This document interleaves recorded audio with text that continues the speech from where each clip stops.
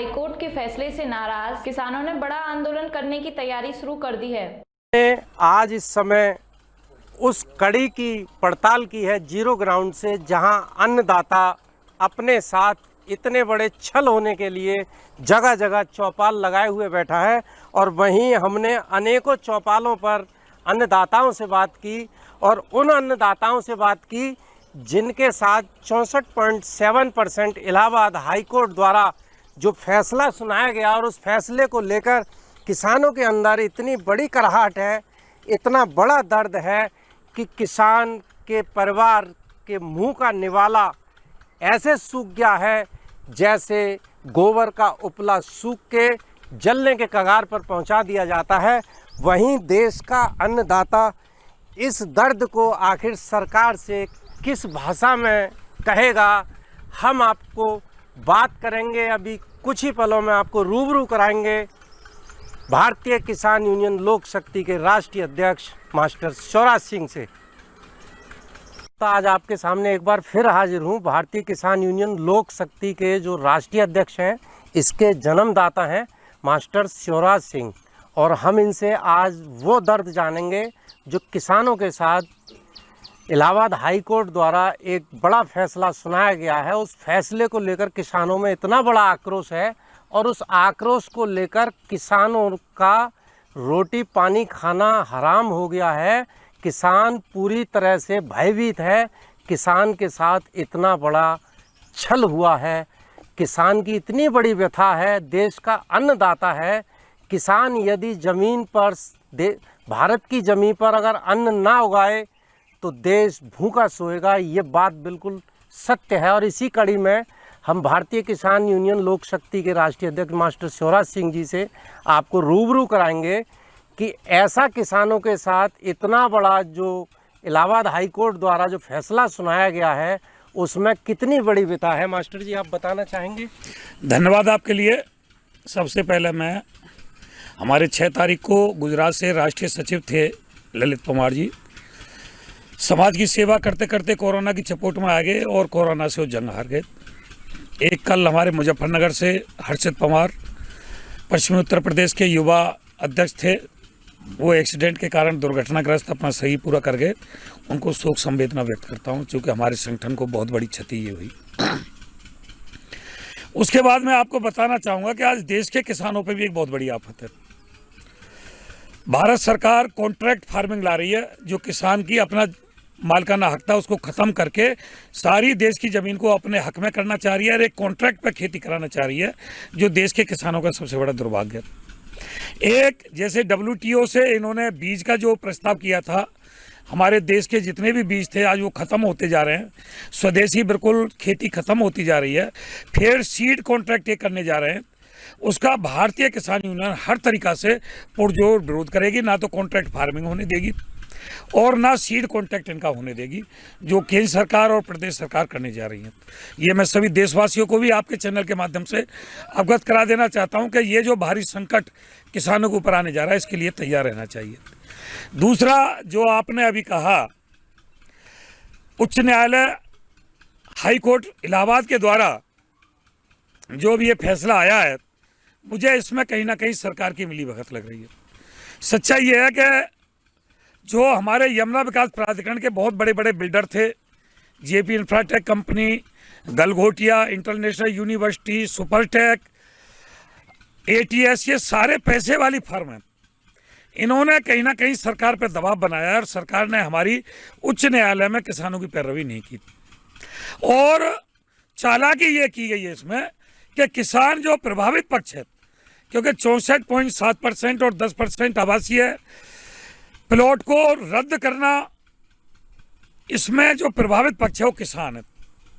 और जब प्रभावित पक्ष को वहाँ पार्टी नहीं बनाया गया, प्रभावित पक्ष को पता भी नहीं है कि तुम्हारे खिलाफ कोई आदेश होने जा रहा है, और प्राधिकरण के वकीलों ने और सरकार के वकीलों ने अपनी सही पैरवी हाई कोर्ट में नहीं की।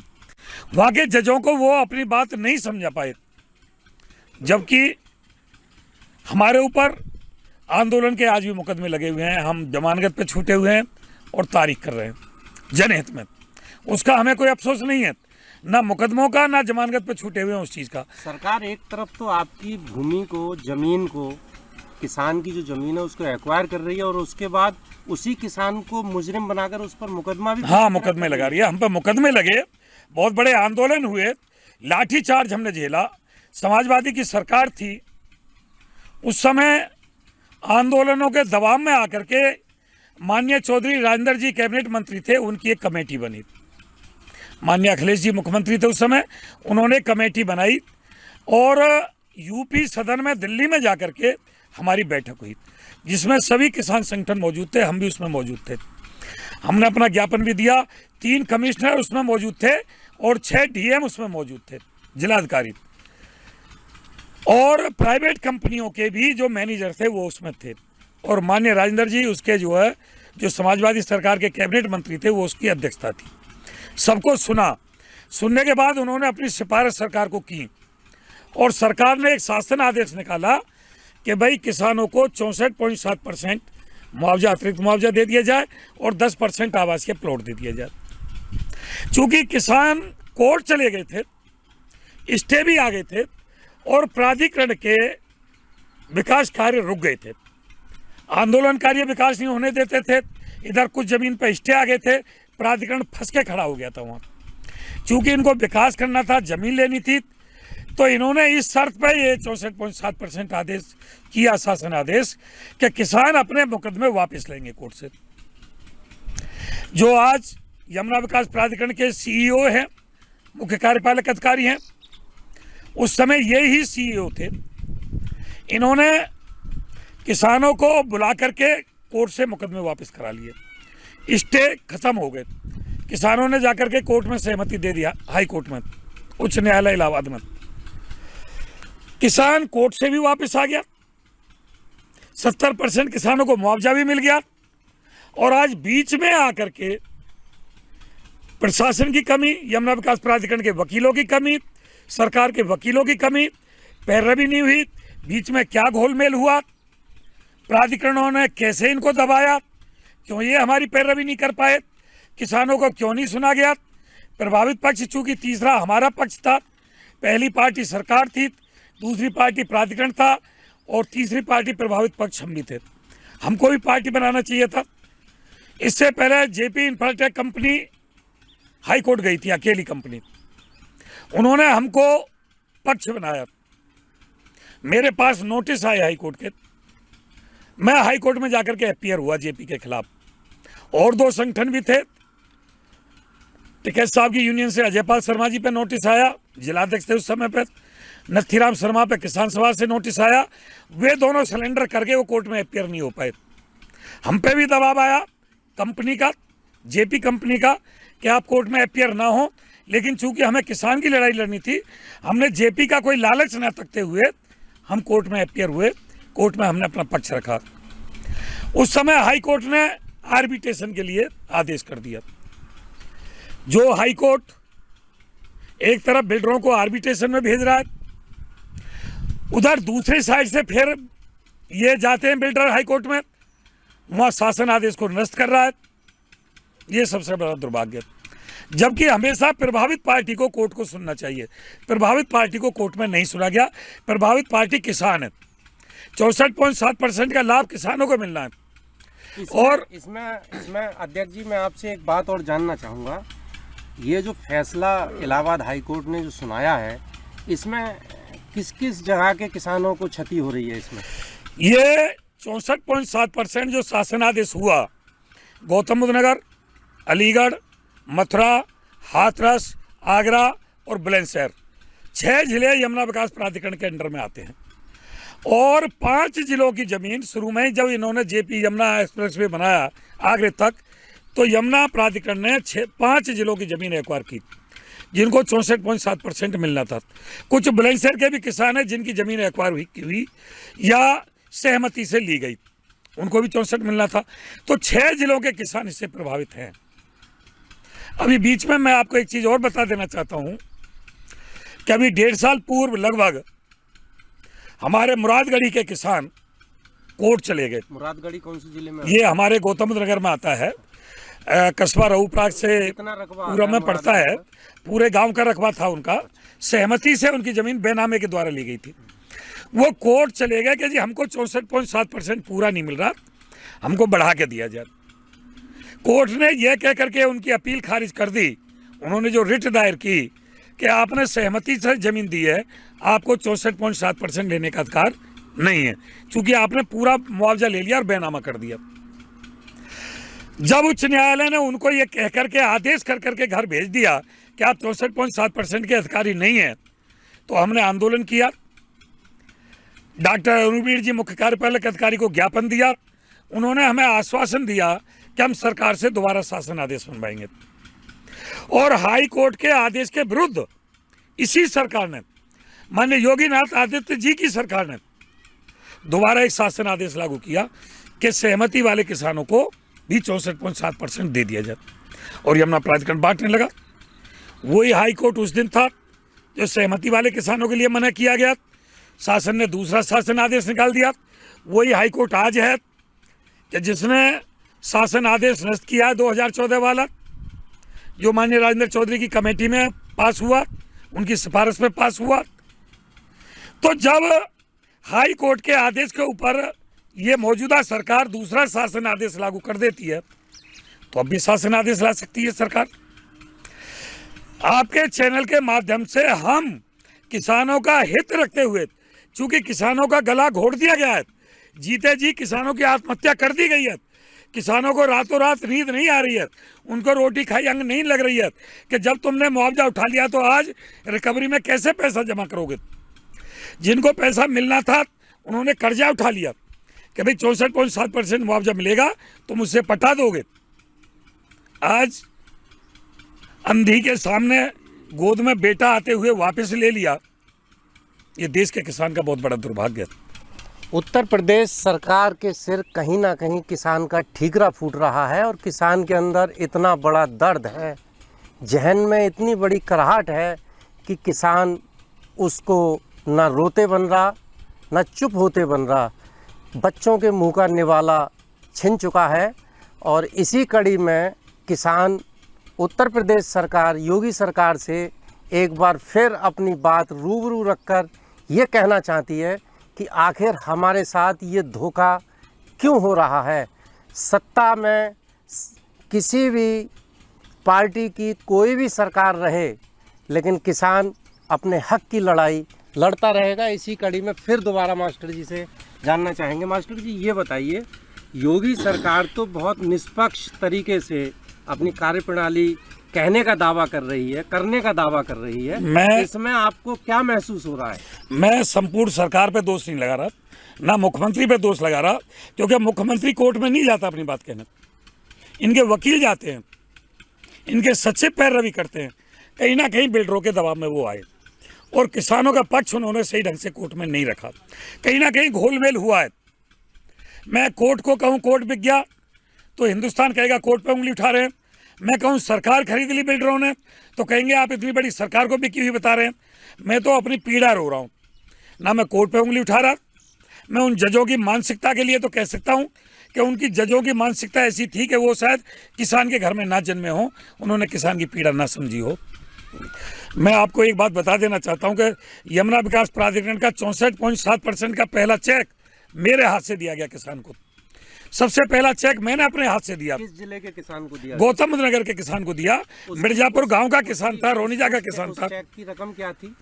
जो भी उनका बनता था, मुझे इतना ध्यान नहीं है, लेकिन पहला चेक सरकार ने मेरे हाथ से दिलवाया, क्योंकि हमने आंदोलन किया था, हमने मेहनत की थी। के मुकम्मल गवाह भी है।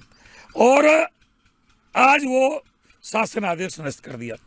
सरकार इसमें दो काम कर सकती है। आज भी नया शासन आदेश लागू कर सकती है, जैसे पूर्व में किया है। हाई कोर्ट के आदेश के विरुद्ध अभी मुरादगढ़ी के किसान वाला जिक्र मैंने बताया, हाई कोर्ट ने मना कर दिया, सरकार दोबारा शासन आदेश ले आई। विधानसभा में प्रस्ताव ला करके एक्ट पारित कर सकती है, कानून बना सकती है कि जिस प्राधिकरण को परिस्थिति के अनुसार मुआवजे से अलग किसान को कोई अन्य लाभ देना हो तो बोर्ड में पास करा करके वो दे सकता है। इस प्रकार का कानून सर्वदलीय बैठक बुला करके भी विधानसभा में रख करके वो प्रस्ताव ला करके कानून बना सकती है, राज्यसभा से पास करा करके माननीय राज्यपाल जी की मोहर लगवा सकती है, केंद्र सरकार को भेज सकती है। और केंद्र सरकार को भेजने की जरूरत नहीं, उत्तर प्रदेश की बात है तो माननीय मुख्यमंत्री जी, चूंकि बसपा शासनकाल में 33 साल बोनस का कानून बना, समाजवादी सरकार में 2004 में पुनर्वास योजना का लाभ बना, 2014 में समाजवादी ने 64.7% का आदेश दिया, कांग्रेस की सरकार में 2013 भूमि अधिग्रहण नियमावली बनी, पूरा देश जानता है। लेकिन भाजपा सरकार के पास, ना तो मोदी जी के पास, ना माननीय आदित्यनाथ योगी जी के पास अभी तक कोई ऐसा बयान नहीं है कि जब भी भाजपा की सरकार आई है उन्होंने किसान हित में भूमि अधिग्रहण का कोई ऐसा कानून बनाया हो जिससे किसान को भूमि अधिग्रहण में लाभ पहुंचा हो। मैंने आपको फिर गिनाया, 2004 में उत्तर प्रदेश में समाजवादी सरकार ने पुनर्वास योजना का लाभ बनाया। उसके बाद 2014 में नहीं, उससे पहले बसपा सरकार में एन्युटी जिसे कहते हैं 33 साल का बोनस, वो बसपा सरकार में कानून बना। एक कानून और भी बना कि जो मुआवजे से किसान जमीन खरीदेगा उसका पूरा उत्तर प्रदेश में मुआवजे के पैसे से कृषि की जमीन बिना स्टाम्प के दे दी जाएगी, कोई रजिस्ट्री शुल्क उस पर नहीं लगेगा। मुआवजे के पैसे से पूरा उत्तर प्रदेश में कृषि की भूमि, ये बसपा शासनकाल में शासन आदेश लागू हुआ। कांग्रेस की सरकार ने भी 2013 का कानून बनाया, जो काला कानून पहले से चला रहा था भूमि अधिग्रहण का, उसको तोड़ करके नया कानून बनाया। भाजपा सरकार हमें ये बताए, मैं आपसे पूछना चाहता हूं कि उन्होंने कौन सा ऐसा कानून बनाया भूमि अधिग्रहण में जिसमें किसानों को कहीं भी किसी भी प्रदेश में कोई एक्स्ट्रा लाभ दिया गया हो। मुझे याद है आज अनूपपुर में माउजर बियर कंपनी के नाम से जमीन अधिग्रहण हो रही थी मध्य प्रदेश में, शिवराज चौहान की सरकार थी, और माउजर बियर कंपनी जिनको अभी मुख्यमंत्री पद से हटा करके शिवराज चौहान दोबारा बैठे हैं, उन्हीं की कंपनी थी, वो कमलनाथ जी की कंपनी थी। 8 रुपया मीटर में जमीन शिवराज चौहान जी ने किसानों की खरीद के कमलनाथ जी को दी। राजनीतिक खेल होता है इनका, कुर्सी छीना छीनी होती है, लेकिन जमीन अधिग्रहण की बात होती है तो कांग्रेस का लीडर खरीदा, चाहे भाजपा का सरमाएदार खरीदा, किसान का गला काटा जाएगा। ये अनूपपुर का उदाहरण है जीता जागता। कांग्रेस का कमलनाथ माउजर बियर कंपनी लगा रहा है, भाजपा का शिवराज चौहान मुख्यमंत्री है। 8 रुपया मीटर में जमीन, 8 रुपये मीटर की, 1 मीटर की रोडवेज की बस होती है, हमें 24 घंटे के लिए 8 रुपये में नहीं देते हो, जबकि सीट को हम छोड़ देते हैं, खाली कर देते हैं। वहाँ आजीवन के लिए जमीन ली गई, किसानों पर लाठीचार्ज हुई। मैं गया, मैं एक रात जेल में रहा वहाँ आंदोलन में, किसानों पर मुकदमे लगे, शिवराज चौहान जी ने लगाए। अभी पीछे 6 जून गई है, शिवराज चौहान जी की सरकार में 6 किसान मध्य प्रदेश में शहीद हुए, भाजपा की सरकार थी। कहाँ तक कहलवाओगे हमसे? बात गौतम बुद्ध नगर से शुरू हुई और यमुना विकास प्राधिकरण के सिर आखिर ठीकरा फूट ही गया। बिल्कुल किसानों का, अन्नदाताओं का यही एक रोना है, और यह हकीकत वास्तव में सच्चाई के साथ रोना है कि जिन किसानों के साथ उनको साक्षी मानकर उत्तर प्रदेश सरकार ने पहला चेक इन्हीं के किसानों को इन्हीं के हाथ से दिलवाया गया, सुपुर्दगी कराया गया, वही किसान आज अपने को ठगा हुआ महसूस कर रहे हैं। अंत में इनसे यह भी जानना चाहेंगे कि आखिर अन्नदाता अपने हक की लड़ाई राज्य सरकार से कब तक लड़ता रहेगा? नहीं, मैं ये कहना चाहूँगा, सबसे पहले आज हमारा न्याय प्रणाली से विश्वास उठ चुका है। सरकार और प्राधिकरण सुप्रीम कोर्ट जाने की, उच्चतम न्यायालय जाने की बात कर रहे हैं हमसे, हमको समझा रहे हैं कि आप शांत हो जाइए, हम सुप्रीम कोर्ट से आपको अधिकार दिलाएंगे। जो हमको उच्च न्यायालय, हाई कोर्ट से आदेश न्याय नहीं मिला तो हम कैसे विश्वास करें कि उच्चतम न्यायालय से, सुप्रीम कोर्ट से, दिल्ली से हमको न्याय मिलेगा? और अगर हम सुप्रीम कोर्ट में जाकर के हार जाते हैं, आज तो उत्तर प्रदेश सरकार को अधिकार है, कानून भी बना सकते हैं, वो शासन आदेश भी जारी कर सकते हैं। अगर सुप्रीम कोर्ट ने अपनी मोहर लगा दी इसी बात पर, हाई कोर्ट का आदेश पास कर दिया, ये चैलेंज कर रहे हैं उस आदेश को, और सुप्रीम कोर्ट की भी मोहर लग गई, तो हम कहाँ जाएंगे? उस वक्त की कल्पना करो, अगर सुप्रीम कोर्ट ने भी यही आदेश पास कर दिया तो किसान कैसे रिकवरी दे पाएगा, किसान कैसे जी पाएगा, किसान की क्या हालत होगी। तो मैं आपके चैनल के माध्यम से फिर माननीय मुख्यमंत्री आदित्यनाथ योगी जी से, जो कि एक संत भी हैं, ये अपील करना चाहूँगा कि हमको आंदोलन के लिए मजबूर ना करें। हमको सोशल डिस्टेंस की जो माननीय मोदी जी रोज चैनल पे दुहाई देते हैं, आंदोलन के लिए चूंकि इस समय 144 धारा लगी हुई है, आंदोलन के लिए तो पूर्णतः प्रतिबंधित एरिया है। मैं वही बता रहा हूँ, जो देश के मुखिया माननीय योगी जी मोदी जी डेली अपील करते हैं कि भाई आंदोलन पे 1 साल के लिए बैन है, सोशल डिस्टेंस रहेगा, एक दूसरे से कोई मिलेगा नहीं, लेकिन मरता क्या नहीं करता। जो हमारे अधिकारों का हनन हो रहा है, सरकार हमारी सुन नहीं रही है, फिर तो हम जेल भी जाएंगे, धारा 144 भी तोड़ेंगे, धारा 188 भी तोड़ेंगे, अपने ऊपर मुकदमे भी झेलेंगे। लेकिन भारतीय किसान यूनियन लोक शक्ति का संकल्प है कि किसानों का अनहित नहीं होने देगी, चाहे संपूर्ण भारतीय किसान यूनियन लोक शक्ति जेल में जाए, कितने ही मुकदमे लगे। बिल्कुल, भारतीय किसान यूनियन लोक शक्ति के राष्ट्रीय अध्यक्ष मास्टर शिवराज सिंह का यह भी कहना है कि आंदोलन बहुत बड़ा उग्र रूप भी ले सकता है यदि सरकार ने अपना इस अड़ियल रवैये को किसान के हक में नहीं बदला। मुकेश गुप्ता, समाचार 24, गौतम बुद्ध नगर। खबरों के